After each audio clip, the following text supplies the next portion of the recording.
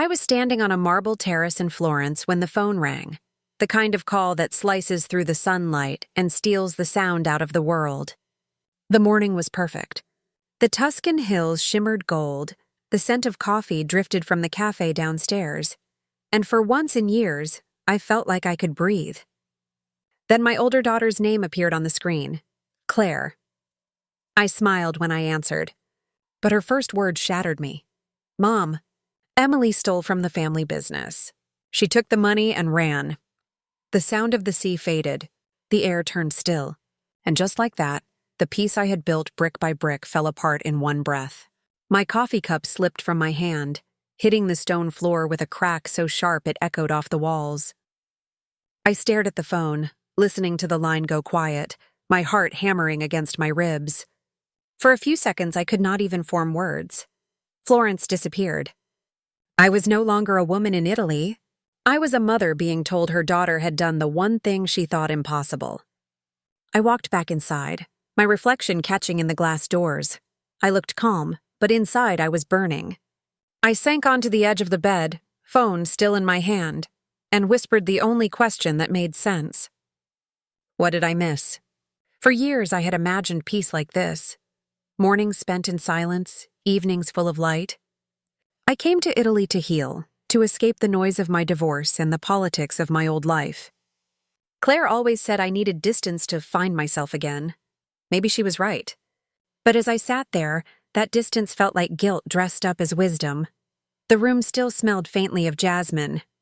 I'd filled it with flowers the night before. Now the petals looked bruised in the light. My phone vibrated again, a text from Claire. Call me when you can. Dad's furious. Furious. That word hit harder than it should have. He was always furious. At Emily, at me, at anything he couldn't control. I stood up, opened the suitcase, and began to fold the clothes I had unpacked only 3 days earlier. My hands moved automatically while my mind raced. Emily had always been the quiet one, the child who felt too deeply and spoke too softly.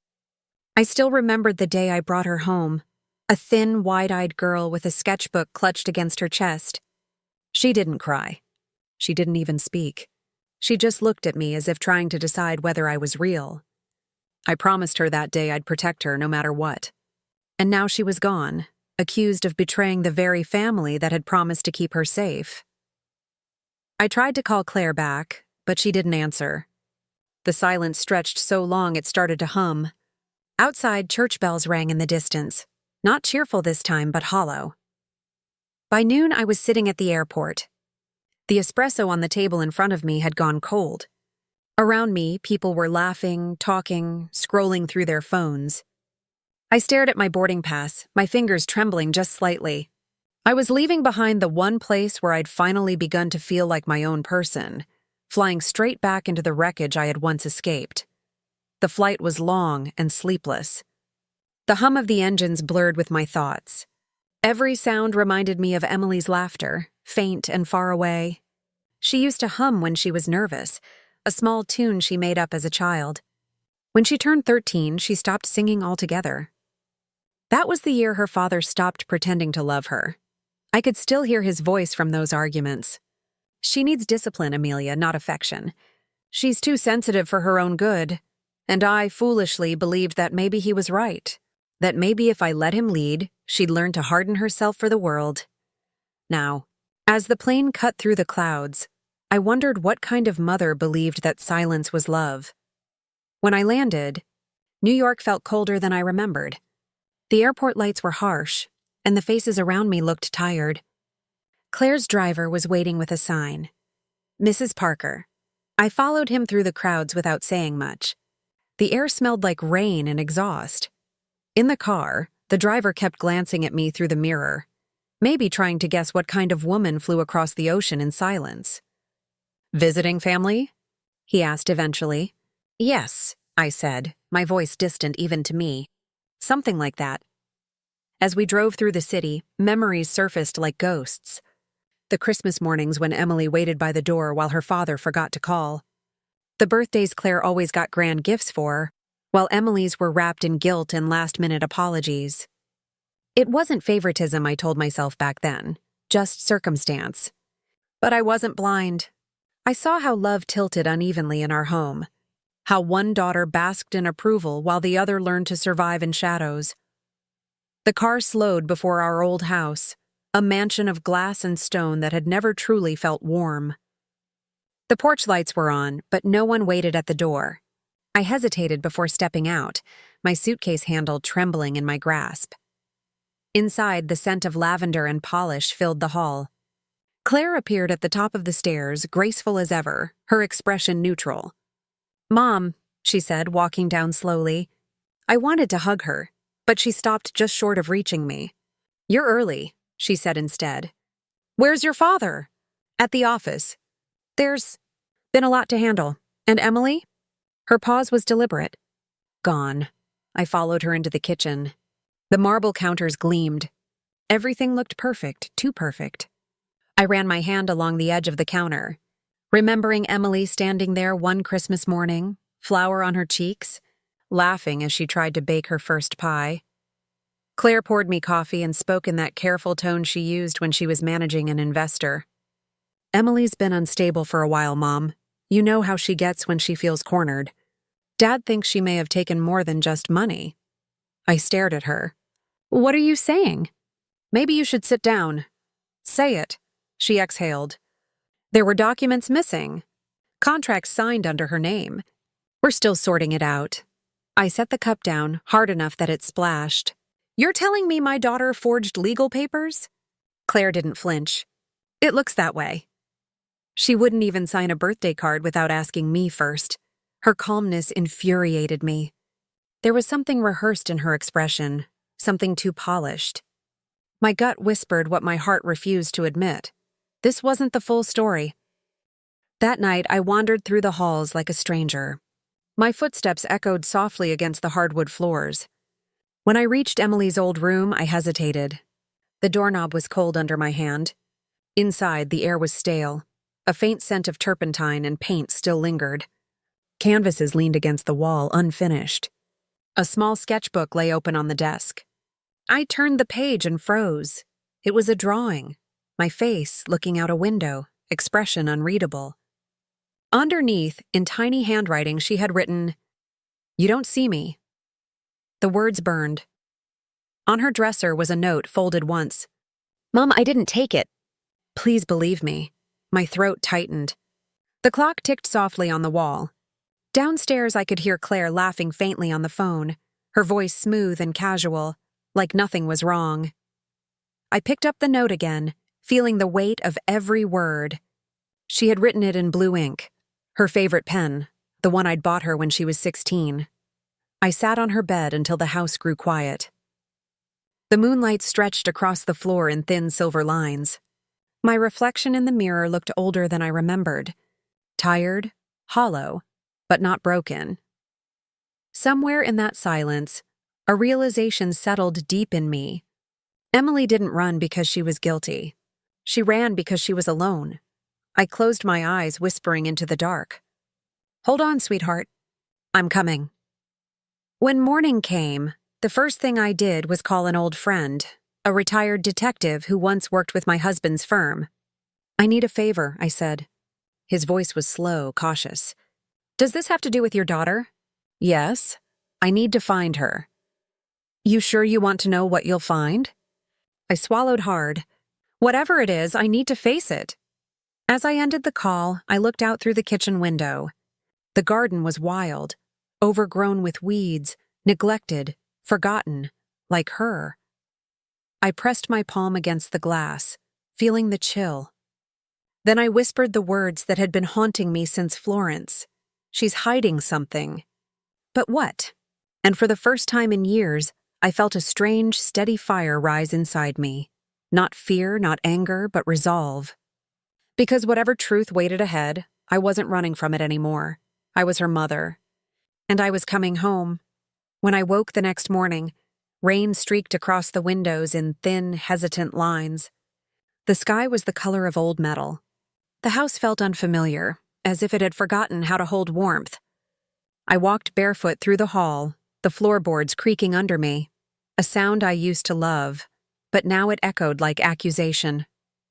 Claire was already gone for work. She had left a note by the coffee machine. Short, neat handwriting. Meeting with Dad at the firm. "Don't worry, we'll fix this."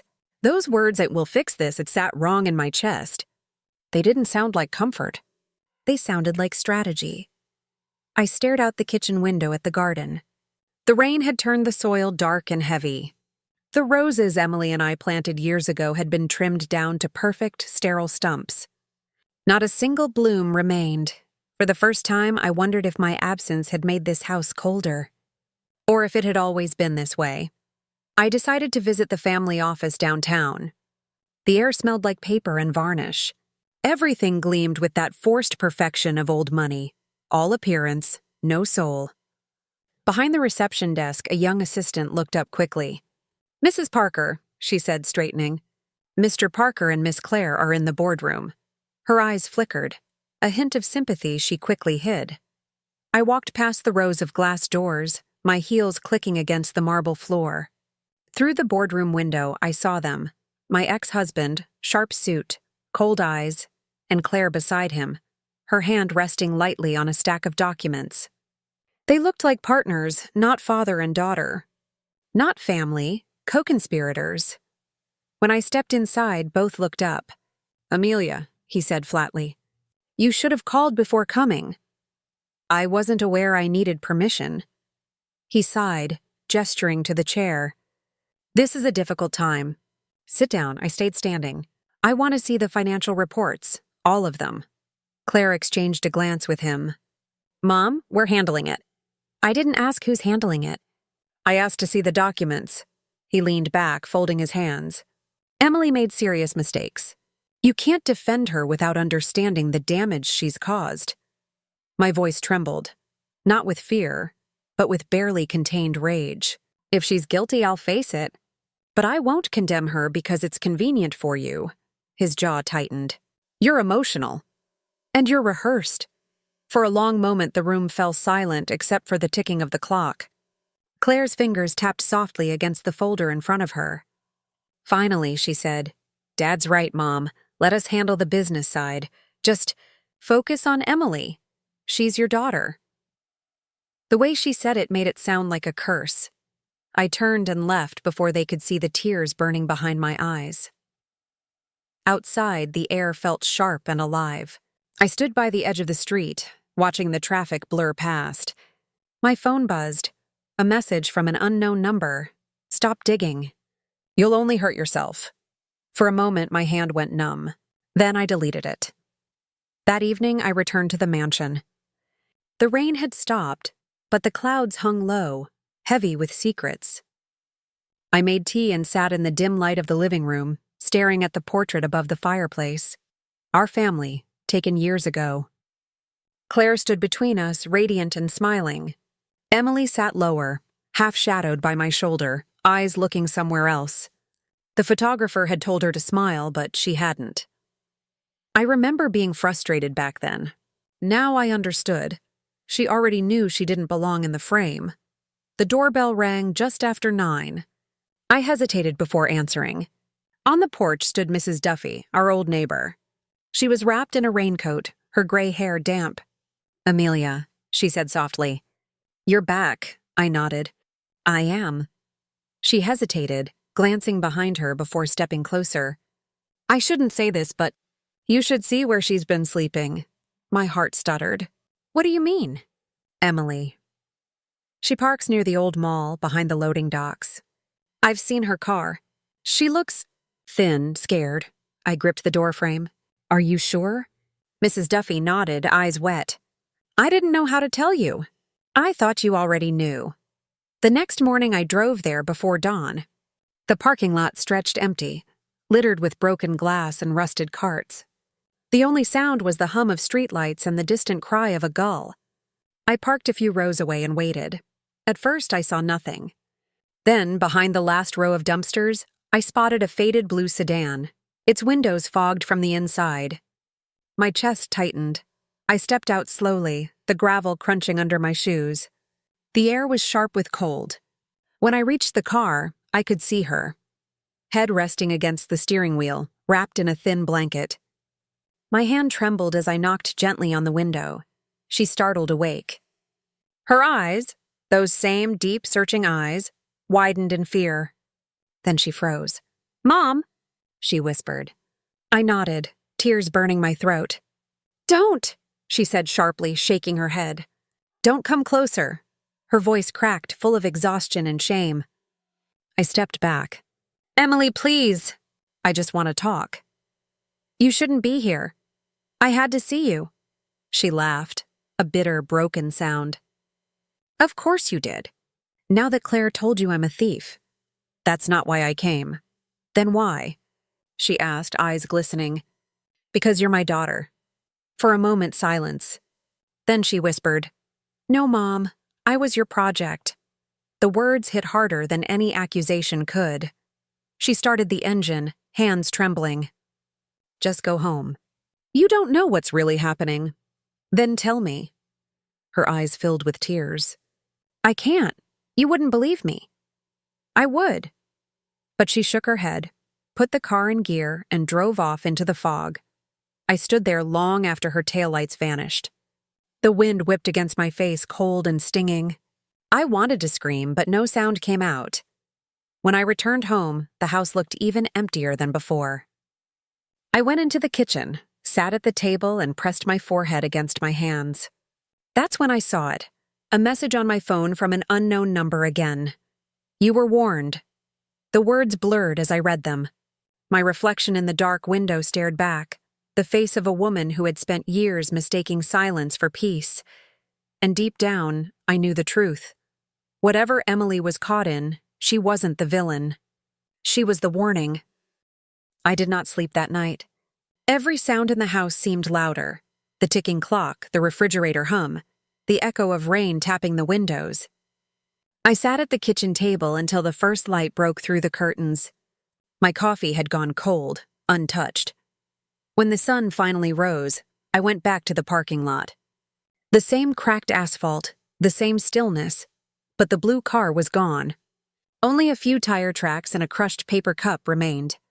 I stood there numb, trying to imagine where she could have gone. I drove around for hours, through the old streets, past the school she once loved, the park where we used to feed ducks, even the diner where we celebrated her last birthday. Nothing. Every memory felt like a ghost haunting me. By noon, exhaustion hit like a wave. I parked near the pier, rested my head against the steering wheel, and whispered to myself, "I will find you, Emily.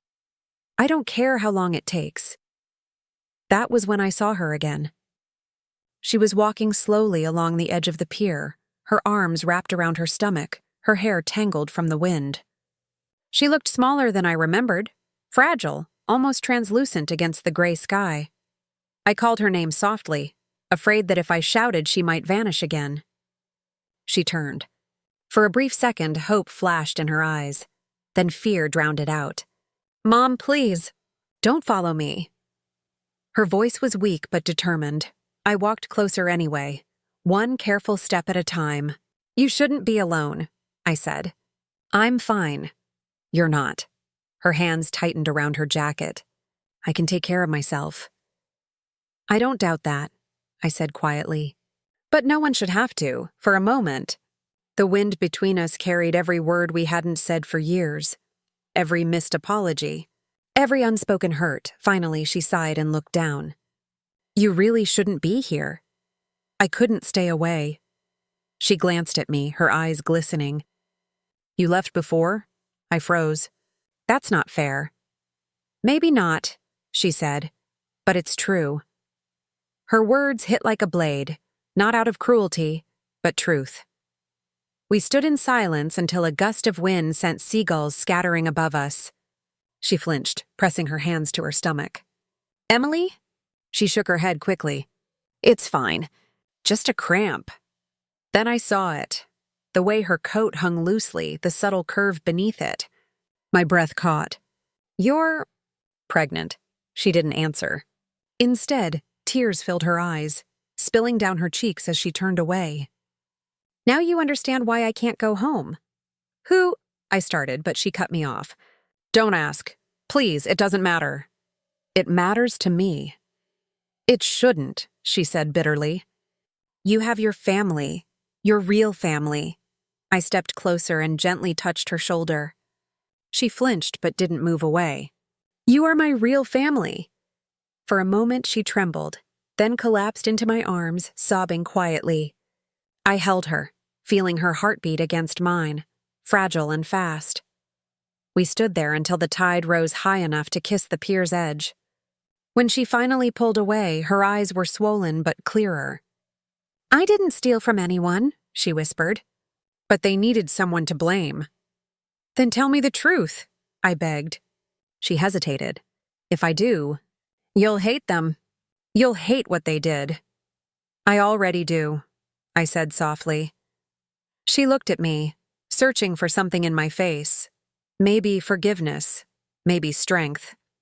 Then she nodded. Meet me here tomorrow. Same time. That night I barely made it home before breaking down. The house felt even larger, emptier. I walked through the hallway like a stranger, pausing at each photograph.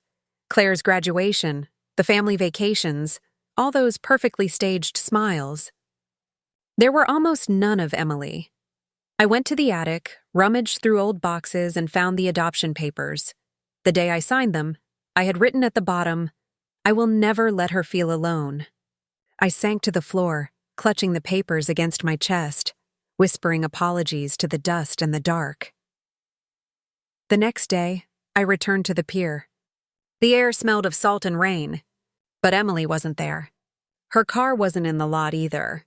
I waited for hours, pacing, scanning every corner, calling her name until my throat burned.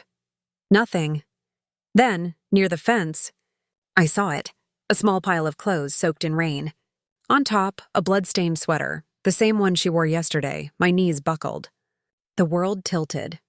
For a long, dizzying moment, I couldn't breathe. I pressed the sweater to my chest, whispering her name over and over. A voice behind me broke the silence. Ma'am, you all right? It was a fisherman, older, kind eyes beneath his cap. Did you see anyone here this morning? I asked. He frowned. A young girl, early 20s. She was crying, talking to a man in a black car. He looked angry. They drove off toward the industrial side. The industrial side, the warehouses near the family business. My hands trembled as I clutched the sweater tighter. That was when I realized this wasn't just a family mistake anymore. Something darker was unfolding, something that had been waiting for me to come home. I drove straight to the office, ignoring every red light. When I arrived, the building was empty. Lights off, doors locked. I called Claire. No answer. I tried my ex-husband. Straight to voicemail. Then another message came through, from an unknown number, just like before. You were warned. Stop looking for her. This time I didn't delete it. I saved it. That night, I sat in my car outside the office, watching the building's dark windows. Every reflection felt like an accusation. I whispered, "Whatever you're hiding, I'll find it." In that moment, I wasn't a grieving mother anymore. I was something else. Something steadier. For years, I had been the woman who forgave too easily, who believed that love could fix everything. But love without truth isn't kindness, it's blindness. And that night, for the first time, I chose to see. When the heart breaks enough times, it stops bleeding. It starts calculating. That was me in the weeks after Emily vanished. Every day I woke up before dawn, made coffee I never finished, and stared at the news on my phone, pretending it might tell me where she was. Her name wasn't there. Instead, I saw headlines about the family business, new investments, new leadership. Claire's smiling face beside her father's in a photograph captioned, "Parker Industries expands operations under visionary management." My breath caught. The caption didn't mention me, or Emily. It was as if we'd been erased. That was when I called the only person I could still trust. Robert Hayes, the family's retired accountant. He had known me since I was 19, when my father first brought me into the company's old brick office. Robert was loyal, methodical, and painfully honest. Too honest for the business my ex-husband eventually built. When he picked up, his voice was rough, tired. "You sound like you haven't slept in days," he said. "I haven't," I replied. He hesitated. "This is about Emily, isn't it?"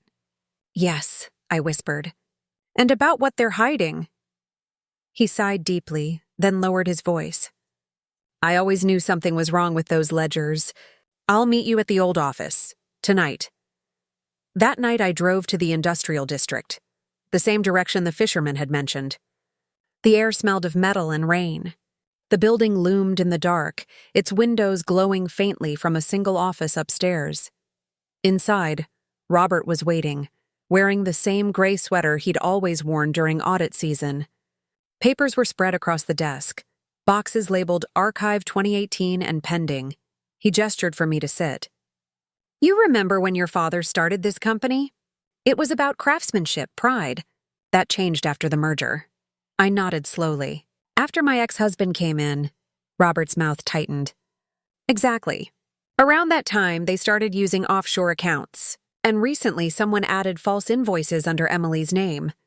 My heart dropped. "False invoices?" He slid a file toward me. Inside were several payment slips, each bearing Emily's forged signature. The same looping E, slightly wrong but convincing enough. The transactions were large, hundreds of thousands diverted to private accounts.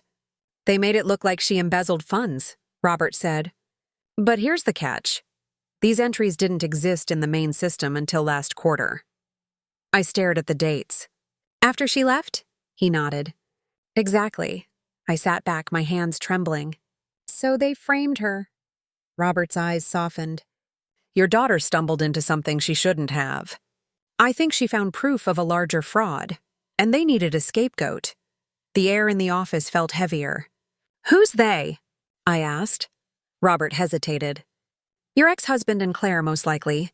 But there's someone else. A silent partner, name redacted on the books." "I'm trying to uncover who it is," I leaned forward. "Robert, whatever you find, keep it quiet, please." He nodded. "I'll do what I can. But if this goes deep, you'll need protection. Legal protection. When I left that night, the streets were empty. Streetlights flickered against puddles, reflecting the company's name on the side of the building. Parker Industries. I whispered to myself, my father built this with integrity, and now it's poisoned with deceit. The next morning, I went to Claire's house. The moment she opened the door, her eyes widened, not from surprise, but irritation. "Mom," she said flatly. "You should have called." "I did," I replied. "You didn't answer," she crossed her arms. "I've been busy." I studied her face, flawless makeup, no warmth. "You're very good at being busy when it's convenient. Is this about Emily again?" She snapped. "Yes," I said. "And about the business." She rolled her eyes. "Oh God, not this again. She stole, Mom. She admitted it to Dad." "That's funny," I said softly, "because her signature appears on documents filed after she disappeared." Her face faltered for the briefest second. Then quickly, she masked it with a shrug. "You're mistaken. Maybe she—" "Don't," I interrupted, my voice steady but sharp. "Don't lie to me." Claire's lips parted, not in guilt, but defiance. "You've always chosen her over me," she said. "Always. Even now, after she ruined everything." "She didn't ruin anything," I whispered. "You did. The moment you forgot what it means to be a sister." Her eyes burned with something between hatred and shame. She turned away, slamming the door. I stood on her porch for a long time, staring at the wood grain, listening to the echo of my heartbeat. That was when my phone buzzed. An anonymous message again, "Stop digging." "Or she'll disappear for good." My vision blurred. I ran to my car and called Robert immediately. No answer. By afternoon, I drove back to his office. The building was dark. The door was locked. Through the glass, I saw his papers scattered across the floor. I called out his name. Nothing. Then I noticed a small flash drive taped to the underside of the desk. A note beside it read, "If you're reading this, I've gone into hiding. Trust no one. Start with the year your father died." That night, I plugged the drive into my laptop. Inside were dozens of folders labeled property deals, partnerships, and one titled Confidential for EP only. I opened the last one. Inside was a scanned letter, my father's handwriting. My heart stilled. If you're reading this, it means I couldn't fix what I started. I trusted the wrong man with our company. Protect the girls, especially the one who didn't come from us. She'll carry the truth we never could. Tears blurred the screen. My father had known. Even then. The next morning, I drove to the old cemetery on the hill and stood before his grave. The winter wind was sharp, cutting through my coat. "I failed her, Dad," I whispered. "And they're still trying to bury your name." I placed my hand on the cold stone. But I'm not done yet. When I turned back toward the car, another message waited on my phone. "She didn't steal from you. She was protecting you." It was the same number that had warned me before, but this time it didn't feel like a threat. It felt like the truth. I sat in the car for a long time, the words repeating in my mind like a heartbeat. Protecting me. That night, I finally understood. Emily hadn't run away. She had taken the fall for something far bigger than any of us. She hadn't betrayed the family. She had tried to save it.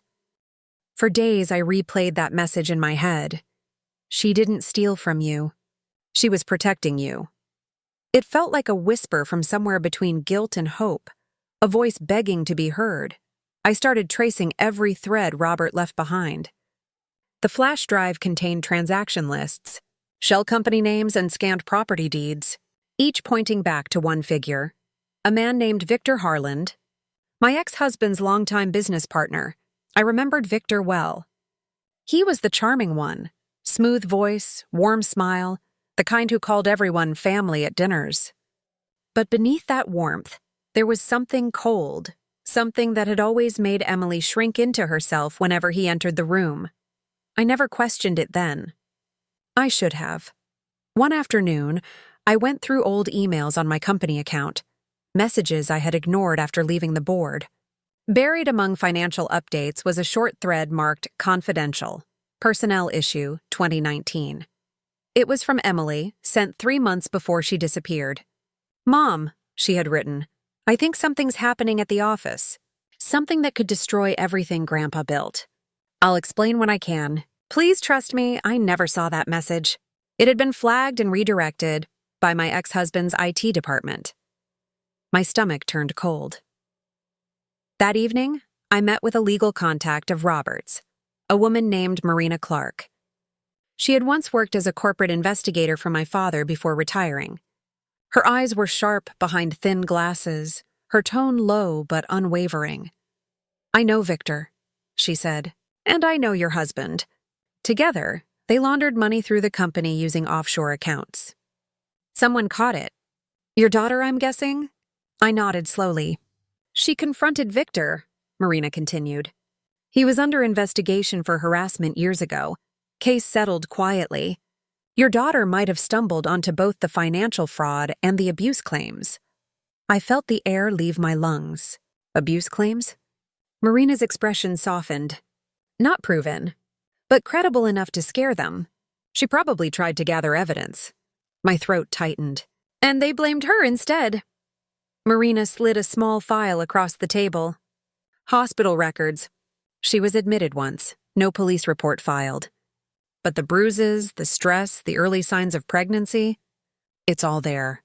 I opened the folder. My hand shook so badly I almost dropped it. There, in black ink, was my daughter's name. Emily Parker. Admission reason: stress-induced fainting, minor contusions. Next of kin: none listed, none listed. She hadn't even wanted to tell them she needed help. I pressed my hand to my mouth, choking back a sob. She thought no one would believe her. Marina nodded. "Most don't believe women like her, especially when powerful men are involved." That night, I drove aimlessly through the city, headlights reflecting in wet streets. Every intersection, every red light, felt like a memory of failure. When I finally pulled over near the old waterfront, I saw her, Emily. She was sitting on a bench under a broken lamppost, a small paper cup in her hands, her coat too thin for the cold. Her hair was tangled, her eyes hollow. but when she looked up, it was her. I stepped out of the car slowly, afraid that if I moved too fast, she'd vanish again. "Emily!" She froze. Her lips parted, breath shallow. "Mom," she whispered. I nodded. "It's me." For a long moment, she didn't move. Then her eyes filled with tears, not relief but fear. "Why did you come?" she said, voice trembling. "Because I should have come sooner," she shook her head. "They told me you believed them, that you thought I stole everything." My throat burned. I didn't know what to believe then, but I do now. She looked away. "It doesn't matter. None of it matters anymore." "It does," I said softly, "because you didn't just run away. You were running for something, for the truth." Her eyes snapped back to mine, searching, uncertain. "How do you know?" I pulled a folded page from my coat pocket, the letter from my father. "Because you were protecting me, just like he asked me to protect you." She covered her face with her hands, sobbing quietly. "I wanted to tell you," she whispered. "But he said he'd ruin you, said no one would believe me. Dad and Victor, they made it sound like I was crazy." I stepped closer, kneeling in front of her. "You are not crazy, Emily, you're brave. Braver than any of us." She let out a trembling laugh through tears. "You don't know what they did, Mom." "I do now," I said. "And we're not going to let them get away with it." Over the next few days, we met in secret. Emily was still fragile, her pregnancy showing now, each movement slow but deliberate. We sat together at night, going through her old laptop, emails, photos, every file she'd saved before the disappearance. There it was, a hidden folder labeled Mosaic. Inside, screenshots of payments, emails from Victor to my ex-husband, and voice memos where he spoke openly about taking care of the girl. Emily flinched when she heard his voice. I pressed pause. "It's enough," I said. "We'll use this," she nodded weakly. "They'll come after us." I took her hand. "Let them." That night I called Marina again. She agreed to take the evidence to the authorities, but she also warned me. "They'll try to destroy your credibility before you even step into court. Be ready." "I've been ready," I said quietly. I just didn't know it until now. 3 nights later, our house was broken into. Nothing stolen, just drawers overturned, files gone, the hard drive missing. Emily sat on the floor, shaking, holding her stomach. "It's them, Mom, they know." I wrapped her in my arms. "Let them think they won." I had made copies. That was the night I decided to end it. Not with screaming, not with vengeance, but with truth. If my daughter had spent years running from fear, I would spend the rest of my life standing in front of it. For the first time, I saw it clearly. Revenge didn't have to be loud.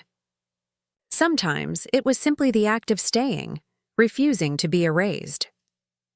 When the dawn came, light spilled across the city like forgiveness. I poured 2 cups of coffee, one for her, one for me. "We're going to fight," I said. Emily smiled weakly. "And what if they win?" I looked at her, my daughter, my reflection, my second chance. Then we start again, together.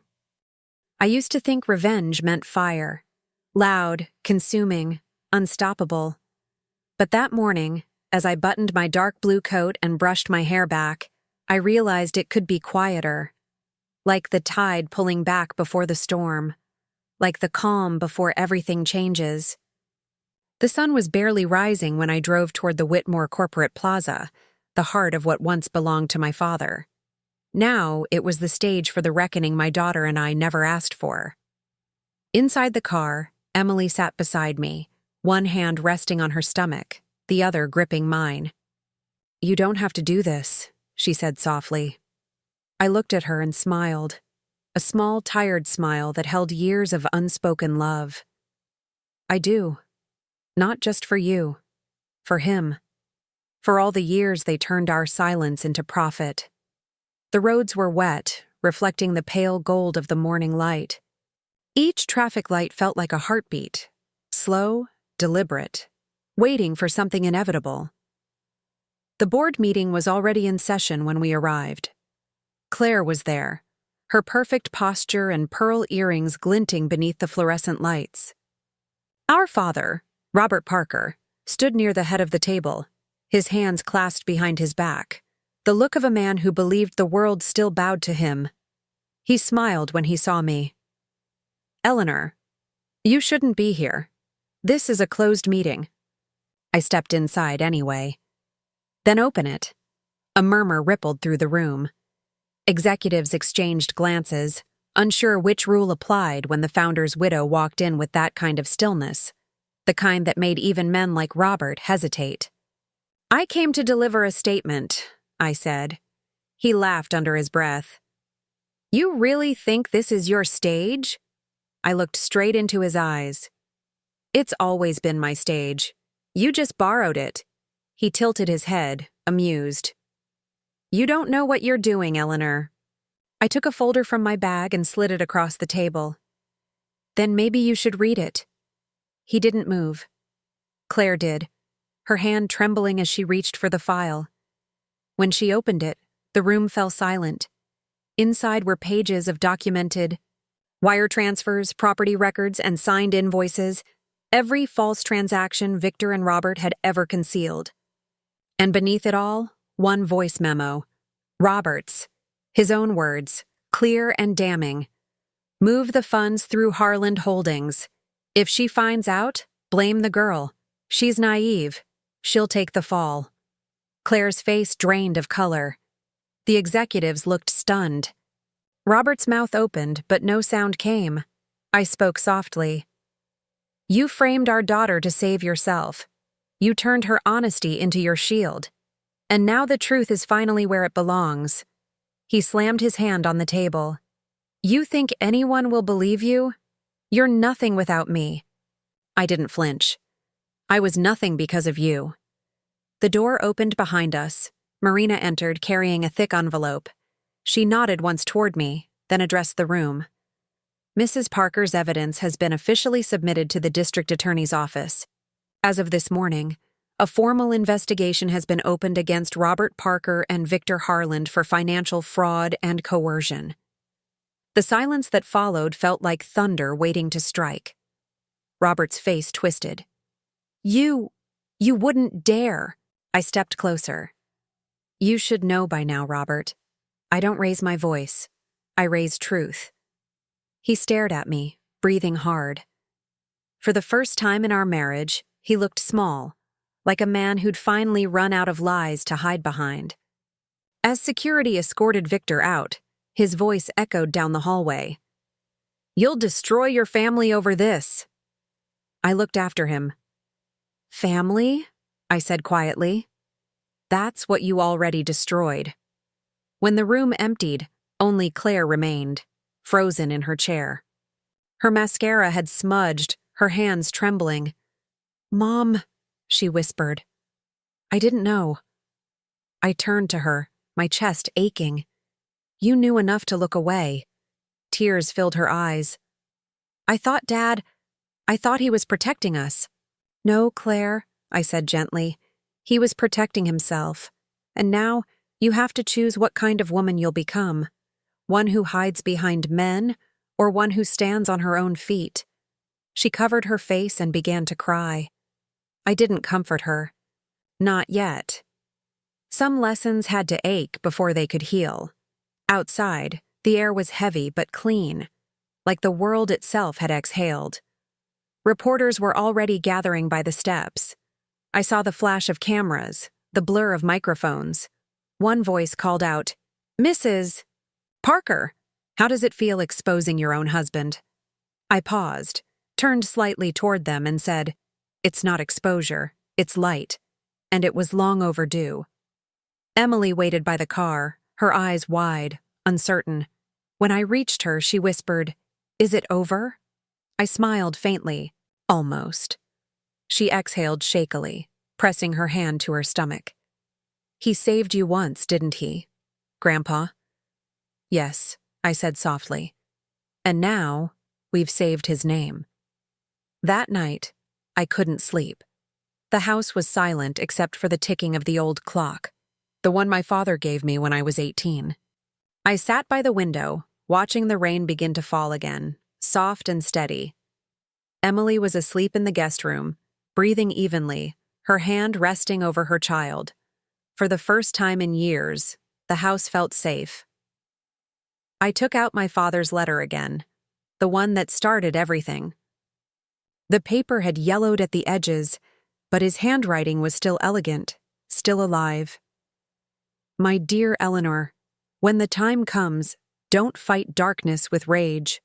Fight it with clarity. The world already has enough noise. What it lacks is truth, spoken softly. I folded it carefully, pressing it to my chest. The next morning, sunlight broke through the clouds. The papers were filled with headlines. Parker expose, daughter cleared of fraud, and business empire under investigation. Roberts' picture was everywhere, not as the man of power, but as the man undone by greed. I stood at the kitchen counter pouring coffee and felt nothing but peace. Not victory, just peace. Emily walked in, hair tousled, sleepy but smiling. "Morning," she said. "Morning," I replied. "How did you sleep?" "Like I wasn't running anymore." I smiled and handed her a cup. "Good, because from now on we don't run, we build."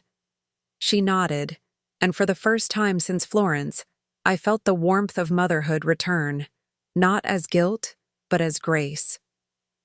Justice, I learned, doesn't always roar. Sometimes it simply stands still, long enough for the truth to echo. By the time spring returned, I wasn't the same woman anymore. I had walked through betrayal, silence, and fear, and come out not harder, but wiser. Revenge didn't mean destruction. It meant finally being seen, and when Emily took my hand that morning, sunlight spilling through the window, I whispered to myself. He looked terrified and said, "You'll understand by noon." And he was right. I finally did. He saved my life once, and I spent the rest of it learning how to live. If this story touched your heart, share it with someone who's ever been protected in silence, because sometimes the quietest warnings come from the kindest souls.